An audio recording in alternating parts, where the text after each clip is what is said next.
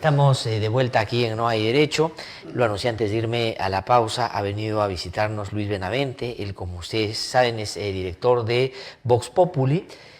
Bueno, es analista también y ha tenido la gentileza de hacer una vueltita por nuestros estudios porque hay varios temas que vamos a conversar con él, donde su opinión, como siempre, es muy interesante y muy importante.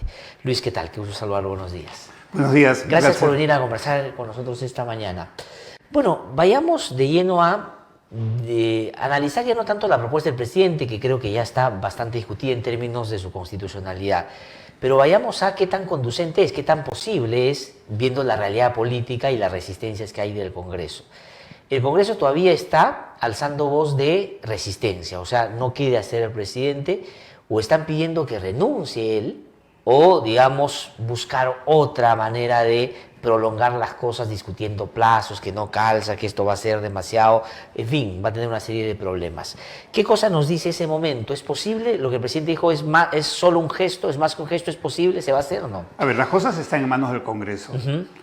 Lo que has dicho, Glatzer, lo podría sintetizar en estos términos. El Congreso está en estado de shock todavía. Ajá. Y no tiene autocapacidad de salir de ese está estado. Nubilado, está bloqueado. Está bloqueado. Ajá. Y en ese estado de shock está delirando. Ya. ¿No? Porque vienen con que el audio, vienen con cosas que no... Bueno, ahora Gilles Violeta ha planteado ayer que se reforme la Constitución, sí, pero para que los congresistas puedan renunciar. Y entonces que renuncien los congresistas para que Vizcarra también renuncie y así todos renunciamos. No, eso es absurdo, Sí. eso es absurdo. O sea, el ciudadano va, elige a un congresista y al día siguiente ese congresista renuncia. Sí, pues. Porque apostó otra cosa, porque no sabemos qué tiene debajo de la Claro. mesa y eso es una burla al ciudadano. Es una propuesta lamentablemente absurda del congresista Violeta, ¿no? Creo que las propuestas hay que pensarlas mejor y además en un momento tan complicado hacer una propuesta de este tipo es muy extraño. Y muy pedagógico también, ¿no? Porque en Sí. realidad no es lo que parecería ser, no es una señal de desprendimiento, sino es buscar un obstáculo para que se haga lo que el presidente ha planteado. Claro, y exacto, es una señal de juego político, a ver Sí. cómo jugamos y movemos piezas. No, bueno, este Congreso creo que está en shock, está con los temas de ver el audio, ver cosas de ese tipo que son improcedentes, creo que es una falta de respeto al Ejecutivo, al presidente, ¿no? Creo que no hay eso, ¿no? No saben cómo reaccionar, cómo manejar las cosas, ¿no? Yo noté una frase que escuché ahora en la otra sala de la doctora González que entrevistabas, ¿no? Dice, no aceptan la realidad de que nadie los quiere. Sí, pues. Entonces, eso debe generar una especie de trauma, porque vienen con un ego demasiado grande. Ajá. Los políticos son como los artistas, viven del aplauso, Es viven verdad. en las nubes, Sí. y tienen logias de adláteres que los hacen sentir dioses. Claro. Y se ven al espejo Tienen y se vocación creen de dioses. celebrities. Sí. No, y se ven al espejo y se ven dioses, como Sí. dioses, se ven con olivos acá alrededor de la cabeza, como dioses romanos, más o menos, ¿no? Pero bueno... Ahora, no pero tienen- cuando Luis dice que estamos o están en una situación de shock, y efectivamente, cuando usted en shock no sabe cómo reaccionar, Exacto. pero aludes a una situación temporal, o sea, eso va a pasar y después ¿qué? ¿El Claro. Congreso se va a convencer de que, en fin, tiene que irse de todas maneras? ¿Tienes esa impresión? Yo creo que, a ver, en principio es una batalla perdida, en principio, ¿no? Desde el Congreso, la que está dando el Sí. Congreso ahora. Ya. Y la del presidente también, porque además, adicionalmente, el presidente no puso el tema como una cuestión de confianza, con lo cual hubiera arrinconado al Congreso y no le daba otra opción. Pero al no hacerlo, ha dejado todo en manos del Congreso. No ha ejercido esa capacidad coercitiva que hubiera podido tener, que incluso políticamente hubiera sido muy validada por muchos sectores en el país y por la calle, Sí. y hubiera tenido mucho respaldo, esta vez más que la vez anterior, porque la situación se ha puesto mucho Sí, más es crítica verdad. y hay que optar por algo y ya no podemos sostener este sistema ni este Congreso que realmente es una vergüenza nacional, si usamos un término de este tipo, ¿no? Ahora, la mayoría que eligió la Echea sería la mayoría que vota en contra de la propuesta. Es casi Sí, una sí. matemática Es verdad. irreversible, ¿no? Sí. Entonces, ¿qué queda? Creo que quedan dos cosas. Uno es un margen de juego con operadores políticos, porque tratar de convencer a algunos congresistas en la medida que para sus propios intereses les conviene sumarse a la propuesta del presidente. Ajá. Y no estar en el grupo de los dinosaurios detestados que están, salirse de ese grupo de lo que dijo la doctora, Que nadie yo los quiere. anoté, ¿no? De los que no aceptan la realidad de que nadie los quiere. Sí. Entonces su autoestima puede subir, los pueden comenzar a querer si es que se suman a esta propuesta Sí. que tiene un gran respaldo Ahora, ayer me nacional. dio la impresión de que el tono de algunos que salían de la conversación con Salvador del Solar había cambiado. ¿Ah? Y pongo el ejemplo concreto de Víctor Andrés García Belaúnde, que ha sido uno de los más beligerantes contra el presidente de la República, más bien diciendo que hay que darle viabilidad, una mesa de diálogo, hay que buscar una salida, o sea, ya atemperándose un poco a lo que el Ejecutivo ha planteado. Y él es un político pues viejo en términos de su trayectoria, claro, y se ha dado cuenta que por ahí va. Además, desairado por la mayoría fujimorista que no lo puso como presidente del Congreso. Entonces eso ayuda también para alguien con ese trajinar en el Congreso, ¿no? Ahora, porque puede ser. Está en las bancadas de Fuerza Popular, la bancada republicana y la del Partido Aprista, ¿no? Sí, que hacen esa mayoría. Ya claro, hacen esa mayoría, pero con las justas, no es una gran mayoría. Entonces yo creo que ahí hay un margen de acción.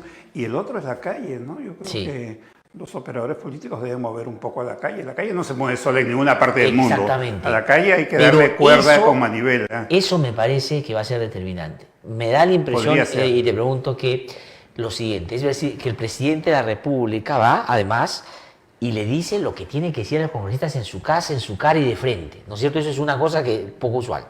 Pero segundo, me da la impresión de que le hablo a Pedro para que escuche Juan, porque le habla a la gente también. Le dice, ya, yo me voy, le estoy diciendo que ellos se vayan conmigo. Sí. A ver, y después ustedes van a votar el referendo. Entonces, como que los incorpora en el paquete. Sí, los pone como decisores, ¿no? Porque el referendo es para la opinión pública, es para la calle, ¿no? La democracia es de opinión pública, decía Sartori. Ajá, exacto. Cansancio, ¿no? Entonces, la opinión pública es fundamental, es importante, la ciudadanía es importante, ¿no? Ahora, la calle en el Perú ha estado muy pasiva, 20 años casi desactivada. En la calle lo único que encuentras intermitente, ¿no? Pero, es tráfico y baches y huecos. Sí, es verdad. Pero no encuentras movilización. Pero en algunos momentos se ha sido determinante. ¿Eh? O sea, digamos, las elecciones de 2016, que no ganó Keiko, la de Vela y José Domingo, que lo quisieron, lo sacaron. Fueron pequeños, es verdad, son cosas chiquitas, no ha sido una calle consistente. Digamos, la calle fuerte fue del 97 con la ley de interpretación auténtica que promovió Carlos Torres y Torres Lara para allanarle la reelección, reelección a Fujimori hacia el año 2000, en que cae con la marcha de los Cuatro Suyos. Entonces fueron 3 años de una calle consistente, donde la calle, en alianza con sectores políticos nacionales, dieron una batalla contra el fujimorismo y lograron la derrota del fujimorismo. O sea, fue algo tremendo, ¿no? Esa calle es la que yo extraño un poquito. Ahora, alguien desde fuera de la representación actual en el Parlamento podría jugar un poco ese papel de avivar la calle también, ¿eh? Porque los que están dentro del problema es bien difícil que salvo el presidente, que digamos se ha metido él en el paquete cuando la gente lo veía por fuera más bien, ¿no? Le pedía a él que sancione al Congreso. Salvo el presidente, que puede hacer lo que hizo con la cuarta reforma en el referéndum, que dijo, no, hay que votar no, y la gente se fue por el no, ahora podría ser un llamado. En el año 97 la calle fue movida principalmente por estudiantes universitarios y tuvieron un rol muy importante en universidades públicas y privadas. Y las privadas siempre habían estado un poco al margen, viviendo en su burbuja. ¿no? Y las universidades que son conocidas como pitucas y qué sé yo, esos estudiantes estaban en la calle luchando contra el fujimorismo con mucha fuerza, ¿no? Eso yo creo que puede ser importante. Yo creo que es importante. Hay sectores estudiantiles que están ahí muy pasivos, que muchos esperaríamos que se movilicen. Hay muchos colectivos juveniles, políticos en todo el país. Es un hervidero de colectivos que no son muy visibles de manera orgánica porque no están en la estructura de la política grande, pero sí están en una actividad política en el país, con ganas de participar y con muchísima gente joven. Ahora, por su ubicación política, mencionabas hace un rato el tema del espejo, haciendo referencia a lo que decía Carmen González en el sentido de que no se ven realmente lo que son los congresistas y están yendo contra lo que mayoritariamente la gente quiere. Hoy día Perú 21 saca esta caricatura de Mecha Arauz, dice, frente al espejo, espejito, espejito, dime quién será la próxima presidenta, y está con su banda presidencial. Tomo lo de Otorongo, y este es de Mechaín, para preguntarte lo siguiente. Mercedes Arauz, digo, ya en su ubicación política, vicepresidenta, congresista, primer ministra, gente muy cercana a Pedro Pablo Kuczynski, y hoy día, digamos, levantando la bandera de no nos vamos si no nos queremos quedar. ¿Qué tan importante políticamente puede ser eso? Es un discurso que es una prédica que no tiene acogida, que es muy minoritaria. Ahí yo creo que hay un error de parte de la vicepresidenta Arauz, porque, mira, yo lo que estoy viendo es que las figuras públicas que se oponen a la propuesta presidencial son figuras muy desgastadas. son figuras que nadie los quiere, es verdad. Sí, pues. Yo pensaba en ellos cuando los... Entonces, es más, son buenos enemigos para el presidente, porque enemigos comunes unen. Sí. Esas figuras son enemigos ¿verdad? de la gran mayoría de peruanos. Sí. ¿Ya? Pero eso es un principio, eso es un axioma, y no solo en política, en el barrio igual. ¿Eh? Si tienes un vecino que te cae antipático, Claro. y a otro vecino, a que también le cae antipático, entonces tú vas a ser amigo del otro, porque Claro. enemigos comunes unen. Sí, pues. Entonces, esos dinosaurios de la política, les llamo yo, ojo, y puede ser un joven, ¿eh? Porque No, hay sin duda. dinosaurios bebés también hay, ¿no? No, es verdad, es verdad. Entonces, esos dinosaurios son los que se oponen, tienen una imagen desgastada, no tienen prédica, no tienen credibilidad. Ajá. El Perú no los quiere, pero son incapaces de darse cuenta de eso, porque viven en una burbuja, en una nube. Entonces, ellos al oponerse, le están haciendo un favor muy grande al presidente, porque se convierten en buenos enemigos del presidente. Y los políticos saben que tienen que tener buenos enemigos. Sí. Digamos, tú no te vas a pelear con Gastón, Claro. con el chef, porque Ajá. eso es un mal enemigo, todo el mundo lo quiere, Claro. entonces no te conviene, ¿no? Entonces, el problema de Mercedes Arauz es que se está sumando a ese grupo y eso no le conviene para su propio futuro político. Sí, pues, no, y además los otros inmediatamente, por la ubicación que tiene como vicepresidenta, la ponen o se ponen detrás de ella como si ella está representando sus intereses y la hacen quedar pésimo, porque efectivamente queda ella como sin bandera, sin principio, que quiere ser presidenta y todo, y hace lo imposible, inclusive aliándose con los que la gente detesta. Y eso pues es un mal negocio en términos... Claro, y aliándose con... o ex enemigos de ella aliándose con ella, ¿no? Como Sí, el Castillo, lo que como el mencionabas Castillo. hace un rato, ¿no? No, ayer yo pasé una entrevista que le hacen a Mercedes Arauz 2010, le hace Sol Carreño, y donde ella dice, yo lo único que pedí como candidata al APRA es que excluyeran a los que tienen cuestionamientos por corrupción, que estén investigados y todo. Y el señor del Castillo está, y mientras no se sube, y del Castillo hace todo, y la sacan, finalmente, Claro, la claro, sacan. No es claro. que saquen a del Castillo, la sacan a ella. Claro. Y ahora él la defiende y dice que inconsecuente el presidente, que poco delicado, que no le comunica a su vicepresidente. Qué horror que traten así a una dama. Exactamente. Bueno, se juega Ahora, pero con- entonces, el presidente ha planteado, pero si el presidente levanta el discurso, él tiene su manera de hacerlo, no es que no va a agitar la bandera, pero lo puede insinuar y decir que en realidad lo que este Congreso no quiere es que la gente opine.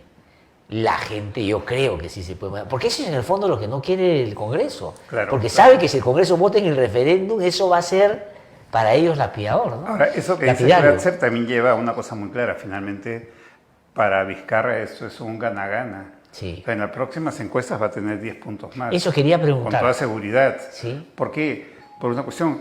es cierto que en el Perú no hay cultura política, lo que sea, ¿no? Pero la gente tiene una percepción de la política, tiene un sentimiento hacia la política, y ese sentimiento hoy día no es de desagrado, es de odio, de hartazgo, de mucha furia, mucha rabia contra la política, ¿no? Entonces, el presidente está sintonizando con esas expectativas, con ese sentimiento popular respecto a esa política, ¿no? Entonces, eso le va a llevar a tomar un impulso de opinión pública. Finalmente, él que no tiene bancada, que no tiene partido, que está aparentemente en el aire políticamente, tiene ese respaldo popular, ¿no? Se le llama encuestas porque las encuestas lo miden, pero no es tema de encuestas, es tema de respaldo social, de respaldo popular, que empodera a un presidente. Anda a meterte con un presidente de 70% de aprobación. No. Es lo piensa como dos veces. Con uno de 15% lo soplas y lo haces volar. Es como, digamos, en su momento, pues, criticar a Gareca después que te clasifica al Mundial, ¿no es cierto? Claro. Que empieza a decir, ay, que ese no debió hacer esto. Te da una fuerza tremenda el respaldo social, ¿no? Y los políticos lo saben perfectamente. Entonces, allí el presidente está ganando bastante, ¿no? Y eso es algo que no están midiendo sus adversarios. Ahora, pero han levantado además otro argumento que juega también en contra de ellos. Yo digo, si yo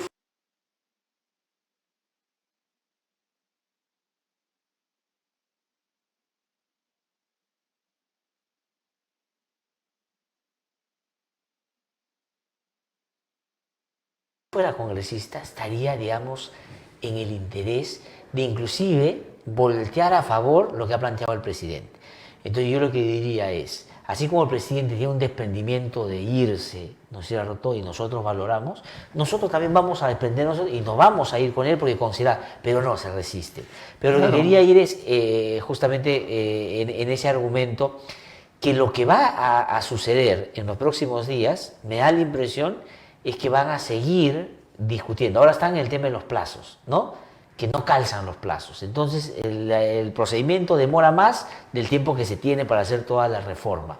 Pésimo argumento también, porque la pregunta que te va a decir, ¿qué? ¿Quién puede cambiar los plazos? ¿El Congreso? Cámbienlo, pues, ¿no? Claro. O sea, pueden hacer si quieren 10 legislaturas en un mes. Y ya está, o sea. No, todo el mundo sabe que si hay voluntad política se hacen las cosas, si no hay voluntad política no se hacen, ¿no? Entonces, todo esto simplemente va a alimentar el desprestigio del Congreso, ¿no? Y respecto a esos congresistas que podrían tener una opción, incluso personal, ¿no? Porque claro, digamos, sacrificas un año de gollerías, de beneficios, de privilegios, de buen sueldo, etcétera, etcétera, y de lobbies, si los estuvieras haciendo, que todo el mundo sabe que hay muchos congresistas haciendo lobbies, pero ganas saliéndote del grupo de los dinosaurios, del grupo que la gente odia, de esto que la doctora González y yo noté tan simple y tan sabio, no aceptan la realidad de que nadie los quiere y pasan al otro grupo. Entonces, se salen del grupo de los malos y pasan al grupo de los buenos, porque los buenos quieren acabar con esto y quieren adelantar un año, ¿no?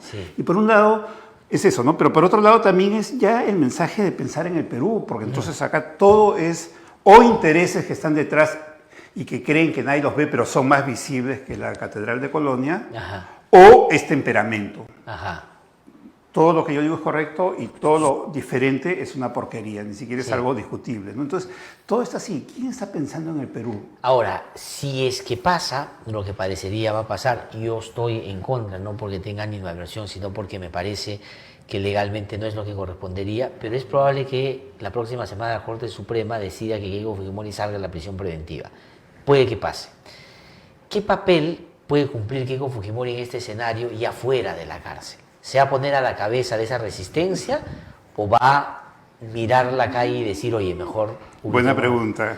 A ver, voy a responderte no como analista político, sino si fuera consultor político primero. ¿Qué le aconsejaría? Quédate calladita. Trabaja con tus abogados, mira tus juicios y defiéndete bien porque simplemente estás saliendo de una prisión temporal, pero el juicio, el proceso fiscal y judicial, ahí está. Va a seguir. Dedícate a eso y reconstruye tu imagen. Aparece poco y de manera positiva, ¿no?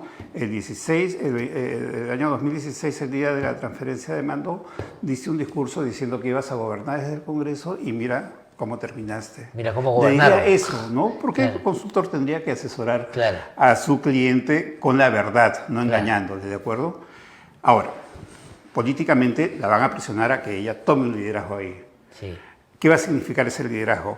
Un liderazgo de una persona con mucho desgaste, líder de un partido, valga la redundancia, con mucha pérdida de respaldo popular, social, con muy poca intención de voto frente al 40% que llegó en la primera vuelta de 2016, le quedará de eso un 10% o 12%, no más. Entonces, ese respaldo va a ser, o ese liderazgo que ella tome, si lo hiciera, va a ser sumándose a ese grupo de los que nadie los quiere, o sea, va a aumentar el rechazo contra ella, ¿no? Ese liderazgo yo creo que conviene a Vizcarra, porque Vizcarra es un tipo con mucha suerte también. Pues. Todo se le acomoda de una manera increíble, no así como los astros se alinean. Tiene el enemigo perfecto. Claro, además, porque, a ver, justo a eso voy, ¿no? Exacto. Pues. El buen enemigo es el que todos odian. Sí, claro. Y más o menos... Y se esfuerzan para ser odiados. Y todos los días hacen cosas para que la gente más los odie. Entonces el presidente de la República es como el chico de la clase que decide ir a pechar al que siempre se ha creído el más bacán. Y la otra gente, claro, que nadie lo quiere. Y los de atrás dicen, bien, oye, eso era... ya era hora que alguien haga eso. ¿No? Ahora, ¿qué pasa? El presidente tiene oposición, tiene opositores, pero no tiene una gran figura en la oposición. No, pues. ¿Quién? No hay. ¿El Castillo? No. ¿Luz Salgado? No, ninguno. No tiene. No, al punto de que Luz Salgado, que podía haber sido, por el tiempo que tiene en política, el otro día el propio Salaverry la desarmó y le dijo, señora, en la época del CIN había congresistas que iban a hablar con Montesín y la dejó las callada. Imágenes también en las salitas, ¿no? Y le salió. Entonces, o sea, ya... No tiene una cara visible en la oposición. O sea, la oposición es amorfa para Vizcarra. Y todo el mundo sabe, y es obvio, que la política está personalizada. está encarnada en personas, obviamente. Sí. Las estructuras políticas son invisibles, ¿no? Sí. Los individuos son lo que se ve. Claro que yo creo en las estructuras políticas, por cierto. Entonces, Keiko sería esa figura visible, sería esa gran figura visible de la oposición.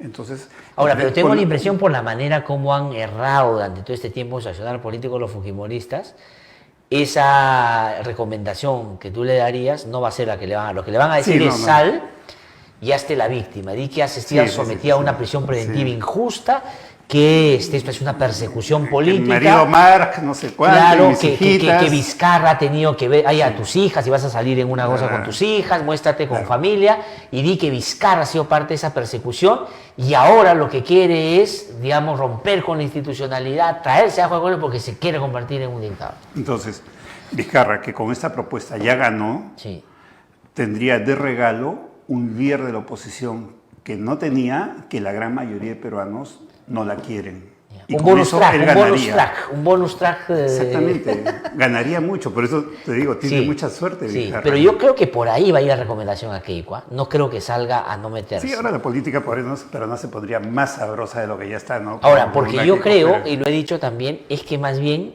yo creo que del otro lado, porque no es que el presidente solo se mueve, los otros se estaban moviendo también. Y los otros, me da la impresión, tenían un plan que tenía varios pasos. Primero era ningunear las reformas, porque la inmunidad fue al tacho de la basura, como fue la primera vez que el presidente lo mandó por BC Partes. ¿Te acuerdas que mandó los 12 proyectos? Y la primera que votaron fue esa. Entonces, la de las que mandó en el marco de la cuestión de confianza, esperaron al final para hacer lo mismo con esa. Luego, la recomposición del Congreso, poner otra vez a alguien de ahí. La tercera es la salida de Keiko. Y yo creo que de ahí lo que se venía a hacer la vía imposible a Martín Vizcarra hasta el 2020, que ya no puede cerrar el Congreso.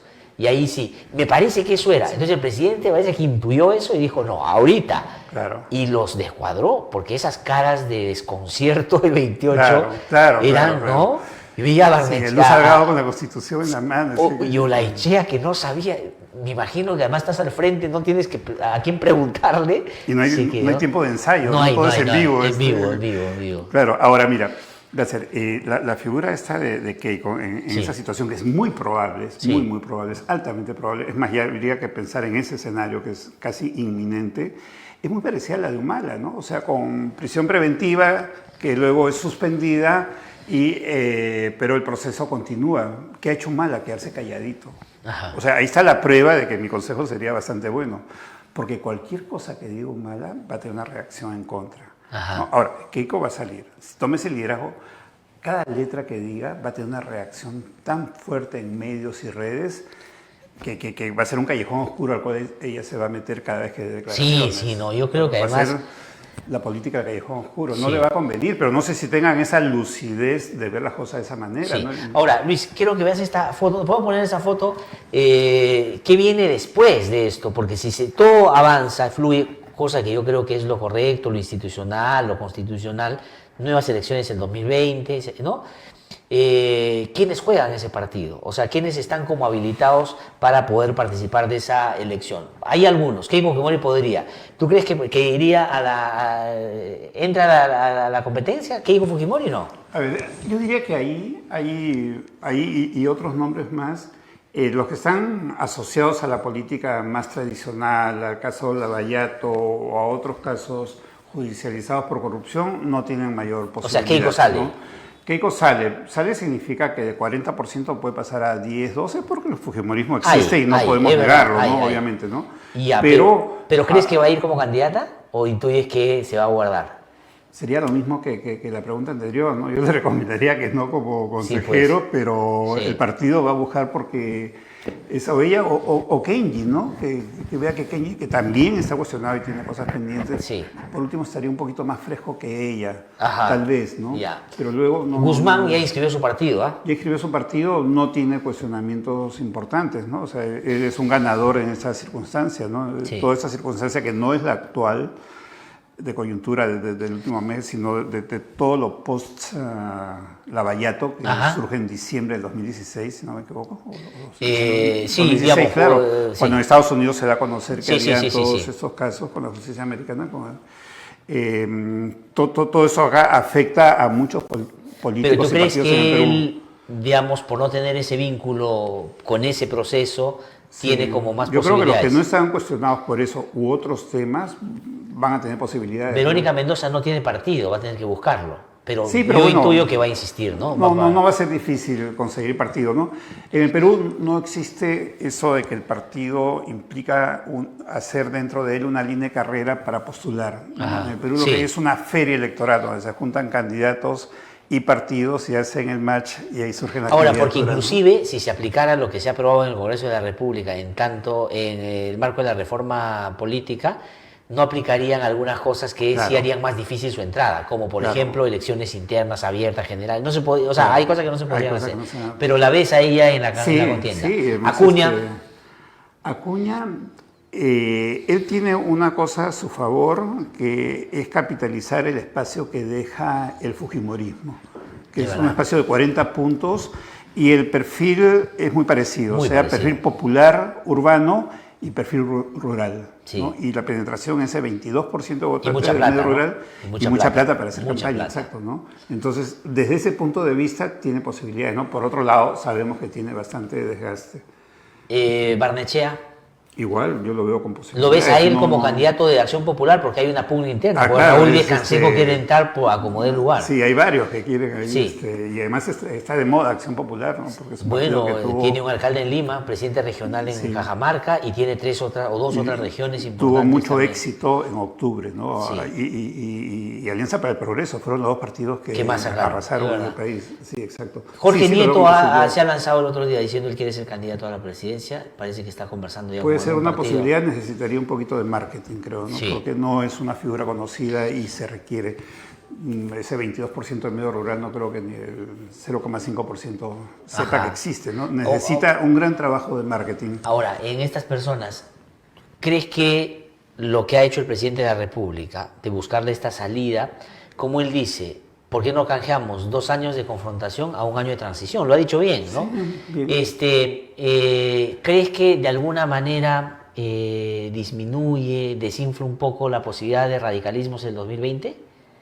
No, yo creo que la furia nacional es demasiado grande, ¿no? Y es pero la gente, digamos, aventurará a los extremos o va a ir, digamos, un poco a los medios. Creo que el radicalismo es además un fenómeno mundial, que no tiene signo ideológico, puede ser de derecha o de izquierda. Es más, los de derecha son los que están más fuertes en el mundo. Bueno, acá en Johnson en Gran Bretaña, Trump, Bolsonaro.